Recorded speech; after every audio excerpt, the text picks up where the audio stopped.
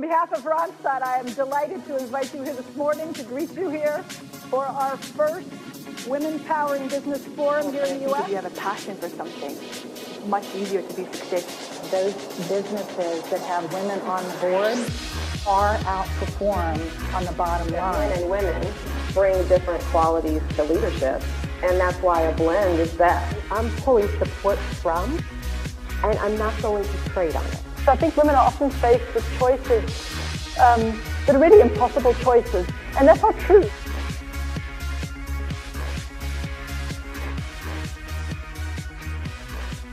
I'll have you comment on my next question, because a number of our panelists have talked about research done. And the March issue of the Harvard Business Review cited a study, a very interesting study done by two men. It was a study of 7,000 leaders, and they measured these leaders, men and women, for 16 different attributes. And what was very interesting, in all but one of the attributes, women outperformed the men. So were demonstrated as having higher levels of competency in 15 of these 16 leadership attributes, which is very interesting. And in 4, they were significantly higher. And this is very much supported by many other research studies that come to precisely the same conclusion. But if that is the case, why are there so few women in these high leadership roles? What's wrong? I think there's lots of possible answers to that. First of all, I think there's elements of decisions that we make for ourselves. There have been more and more younger women who may have decided, I don't want that. The attractiveness of the C-suite has probably lost some of its luster. And do I really want to put myself into an environment that is not necessarily as nurturing?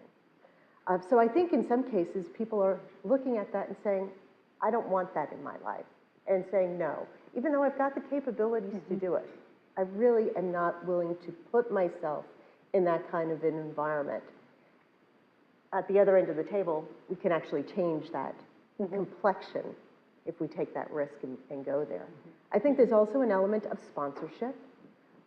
We talk so much about, the importance of sponsorship and having that person who pulls you along.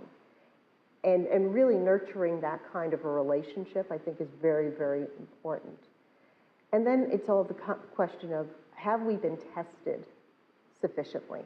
Have we been given the opportunities to take a chance, perhaps make mistakes, and not have them be fatal? So I had read a quote just recently, wouldn't it be nice if we think of things as mistakes and learning versus failure? Because failure really carries with it so many negative connotations. So I think all of those things together are things that are still preventing women from getting to where they need to be. And Pat, do you think that women experience failure or think about failure differently than men? Why does that plague us more? I guess it comes back from, the more women participate in sports at young ages, perhaps they get over that a lot earlier. Yeah. And because Susie's boys like, are just, oh yeah. Boys are just wired to compete that way, and you win some days and you learn and you lose some days, and you just get stronger for it. And I think more organized sports for girls at younger ages is going to help us with all of that. My daughter would hit me over the head for that one because she's a dancer, and she tells me the same thing applies. It doesn't have to be just team sports, but I think it may come from some of the nurturing that we feel failure more deeply. I think guys tend to brush it off a little bit easier. It's very interesting. Pamela, what are your thoughts on this question? I mean, again, I agree with everything Pat said. I think in America, we tend to think about failure and success very individually, so you've made it or you haven't made it. And I don't think we pay enough attention to structure, the structures of what would support certain people to be successful.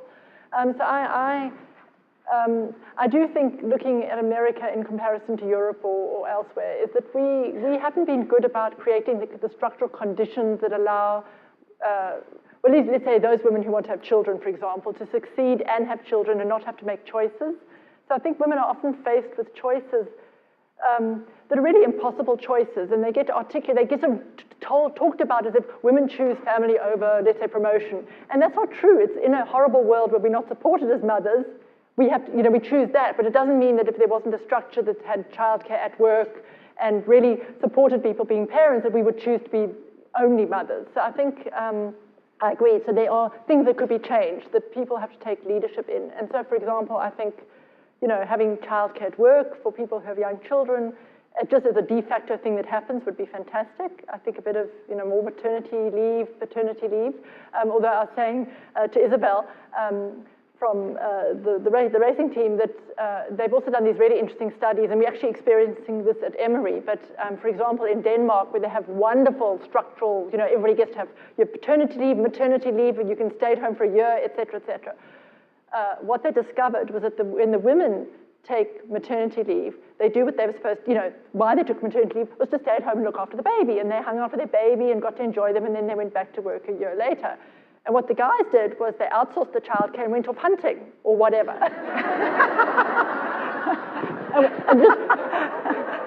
and what we found in academia is the same thing applies, so that we've actually found this at Emory. We have very nice policies at Emory, thanks to women in leadership who took action on saying we need to support people who want to have children. But we found the same thing. The women stay at home and look after their infant, and the guys outsource the childcare and write a book. And so the men keep on being promoted at quicker rates because they've got the book. And the women say, yes, but the whole reason was to look after the baby. Anyway, so. That's hilarious. Stacie, what are your thoughts? Well, I also agree with everything I've heard so far. If I go back to that article that you referenced first, when I saw that, I immediately wanted to question the 16 or 17 characteristics that they had on the list. Are they really the leadership characteristics that are most critical, or are they biased in some ways, and therefore women are scoring higher in this particular sampling? So, and part of the reason why I say that is, I think if you look at sort of any given era, economic issues, political issues that are creating challenges for business will change the shape of the characteristics required of leaders. So I think that the survey could very much be influenced by our times, but in the end, I do think that men and women bring different qualities to leadership, and that's why a blend is best. It's sort of like if you would like to have a whole brain at the table making these kinds of decisions, we should make sure that we bring these diverse perspectives in. And to your point, if women, and yours as well, aren't pursuing these roles because of the structure of jobs and companies, then we have to, that will increasingly become a business issue that companies cannot live with, because they won't be able to compete. So, and I think, frankly, the younger generation and the use of technology is already driving massive change in the way we think about work, where it gets done, in what hours, what kinds, how fast you can do things, how collaborative. So even if you're separated globally. So I think that we're living in an interesting time of the redefinition of work that will create more flexibility and possibility for women. Absolutely.